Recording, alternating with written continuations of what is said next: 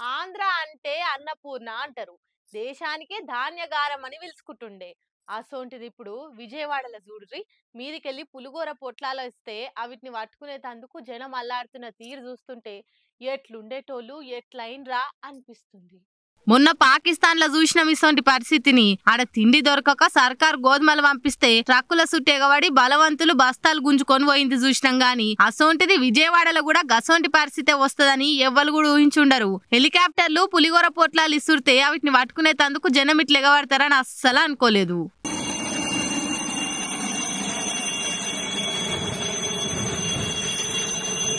వరద ఎంత ఘోరం చేసింది. పొట్ట నింపుకునేటందుకు పొట్లాలను పట్టుకునేటందుకు గీ తీర్ల పోరాటం చేస్తున్న తీరు చూస్తుంటే ప్రకృతి ముంగట మన బతుకులెంత అనిపియబట్టింది.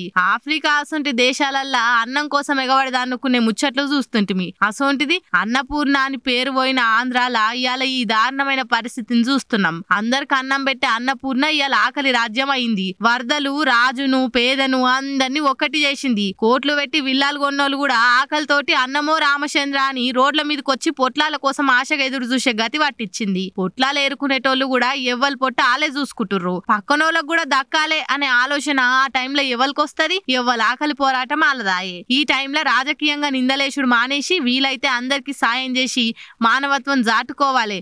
కానీ ఆంధ్రలో ఇప్పుడు అదే కరువైంది. ప్రతిదాన్ని రాజకీయ కోణం చూసుకుంటా ఒగలు దుమ్మెత్తి పోసుకుంటుర్రు. ఏందో ఏమో.